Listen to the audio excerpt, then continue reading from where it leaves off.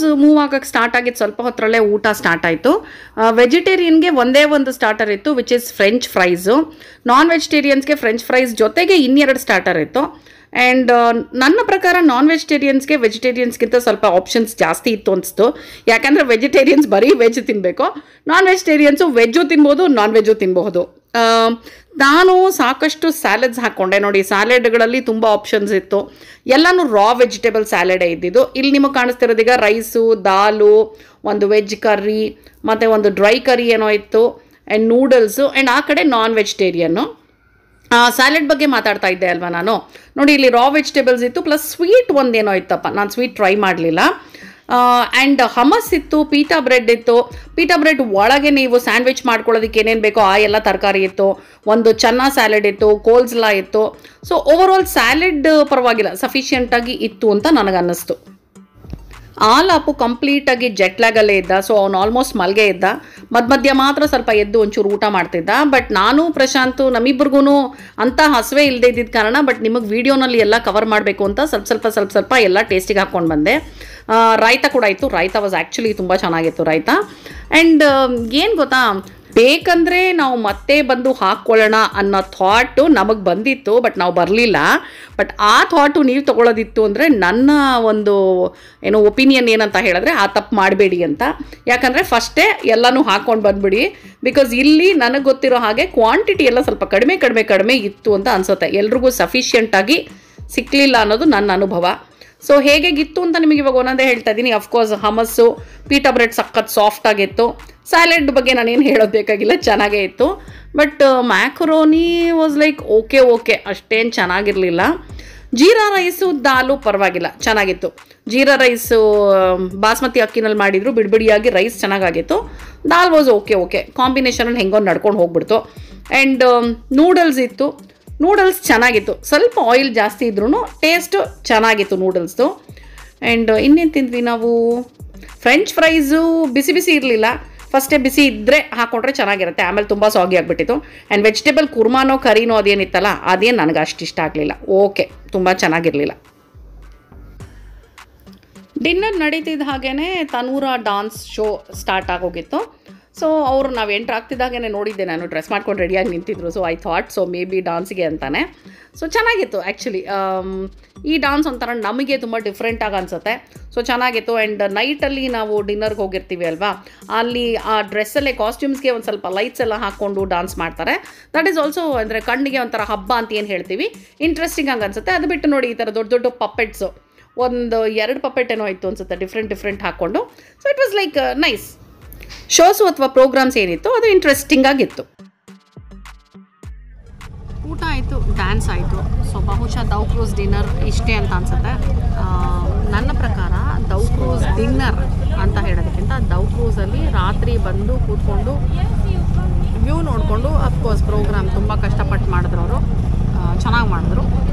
So ಆ program ನೋಡಿಕೊಂಡು ಆರಾಮಾಗಿ ಎಂಜಾಯ್ ಮಾಡಿದ್ರೆ ವಾಸಿ ಅನಿಸುತ್ತೆ. ಊಟದ ಬಗ್ಗೆ ತುಂಬ ಎಕ್ಸ್ಪೆಕ್ಟೇಷನ್ ಇಟ್ಕೊಂಡು ಬರೋದು ನನಗೇನೋ ಅಂದರೆ ತುಂಬ ಏನೇನೋ ಇದ್ದುಬಿಡುತ್ತೆ ಡಿನ್ನರಲ್ಲಿ ಅಂತೆಲ್ಲ ಎಕ್ಸ್ಪೆಕ್ಟೇಷನ್ ಇಟ್ಕೊಂಡು ಬರಬೇಡಿ. ಡಿನ್ನರು ಅಂತ ಇರುತ್ತೆ, ಒಂದಷ್ಟು ಐಟಮ್ಸ್ ಇರುತ್ತೆ. ನಾನ್ ವೆಜ್ಜು ಹೇಗಿತ್ತು ನನಗೆ ಗೊತ್ತಿಲ್ಲ.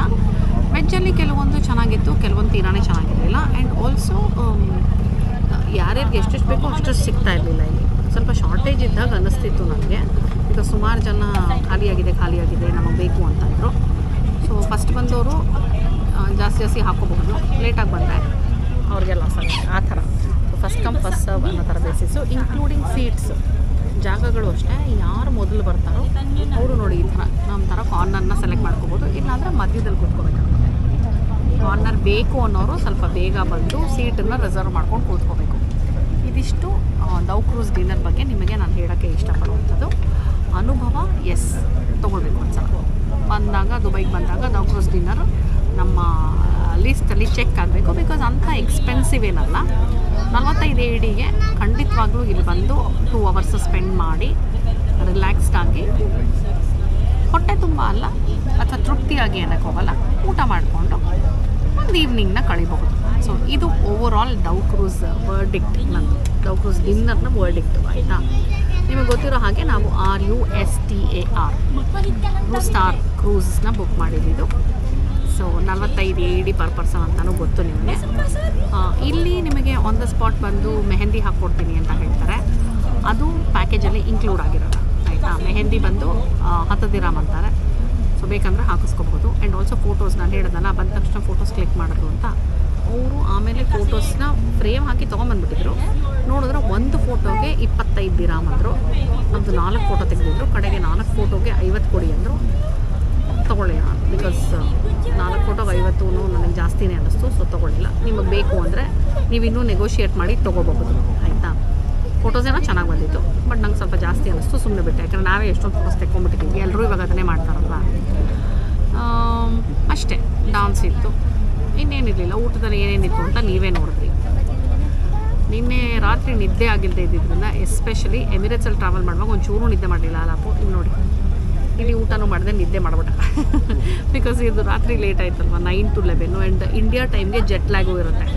ಇಂಡಿಯಾನಲ್ಲಿ ಅಂದರೆ ನಾವಿನ್ನೂ ಮುಂದಕ್ಕೆ ಹೋಗ್ಬಿಟ್ಟಿದ್ದೀವಿ. ಇನ್ಫ್ಯಾಕ್ಟ್ ನಮಗೂ ಕಣ್ಣಿಂಗೆ ಎಳ್ಕೊಂಡು ಹೋಗ್ತಾ ಇದೆ. ಇವನು ಎಮಿರೇಟ್ಸಲ್ಲಿ ಸ್ಕ್ರೀನ್ ಇತ್ತು ಅಂತ ಸಿನಿಮಾ ನೋಡಿಕೊಂಡು ಗೇಮ್ ಆಡಿಕೊಂಡು ಮಲಗಲೇ ಇಲ್ಲ. ಸೊ ಇಲ್ಲಿ ಫ್ಲ್ಯಾಟ್ ಆಗಿದ್ದಾರೆ ರಾಯರು. ಎನಿವೇಸ್, ನೋಡಿದ್ರಿ ಅಲ್ವಾ ದವ್ ಕ್ರೂಸ್ ಡಿನ್ನರ್ದು ಕಂಪ್ಲೀಟ್ ವಿಡಿಯೋ. ಸೊ ವಿಡಿಯೋ ನಿಮಗೆ ಇಷ್ಟ ಆಗಿದೆ ಅಂತ ಅಂದ್ಕೊಂಡಿದ್ದೀನಿ. ಆದಷ್ಟು ನಿಮಗೆ ದುಬೈಯಲ್ಲಿ ಫ್ರೀಯಾಗಿ ಯಾವ್ಯಾವ ಜಾಗಕ್ಕೆ ಹೋಗ್ಬೋದು, ಆ್ಯಂಡ್ ಯಾವ್ಯಾವ ಜಾಗದಲ್ಲಿ ಸ್ವಲ್ಪ ಕಡಿಮೆ ಬೆಲೆಗೆ ನೀವು ಏನೇನು ಮಾಡಬಹುದು, ಆ್ಯಂಡ್ ಯಾವ್ದು ಮ್ಯಾಂಡೇಟ್ರಿಯಾಗಿ ಸ್ವಲ್ಪ ಜಾಸ್ತಿ ಆದರೂ ಮಾಡಲೇಬೇಕು ಅನ್ನೋಂಥ ಎಕ್ಸ್ಪೀರಿಯನ್ಸಸ್ಸು, ಈ ಥರದನ್ನೆಲ್ಲ ತೋರಿಸ್ತಾ ಹೋಗ್ತಾ ಇದ್ದೀನಿ. ಓಕೆ, ಓವರಾಲ್ ಬಡ್ಜೆಟಲ್ಲಿ ದುಬೈನ ಹೇಗೆ ನೋಡ್ಬೋದು, ಇದು ನಮ್ಮ ಅಜೆಂಡಾ. ಓಕೆನಾ. ಆ್ಯಂಡ್ ನೀವೇ ಮನೇಲಿ ಕೂತ್ಕೊಂಡು ಹೇಗೆ ಪ್ಲ್ಯಾನ್ ಮಾಡಬಹುದು ಇದು.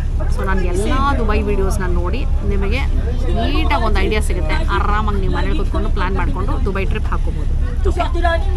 ಸರಿ, ಈ ನಿಮ್ಮ ಪ್ರೀತಿಯ ರೂಪ ಪ್ರಭಾಕರ್ ಇವಾಗ ಸೈನ್ ಆಫ್ ಹೇಳೋ ಟೈಮ್ ಬಂತು. ನನಗೊಂದು ನಿದ್ದೆ ಬರ್ತಿದೆ. ಈ ಕ್ರೂಸ್ ಮುಗಿದ ಮೇಲೆ ನಾವು ಕ್ಯಾಬ್ ಬುಕ್ ಮಾಡಿಕೊಂಡು ನಮ್ಮ ರೂಮಿಗೆ ಹೋಗ್ತೀವಿ. ಓಕೆ, ನಾಳೆ ಬೆಳಗ್ಗೆ ಎಲ್ಲೆಲ್ಲಿ ಹೋಗ್ತೀವಿ ಏನು ನೀವು ನೋಡ್ತಾ ಇರ್ತೀವಿ.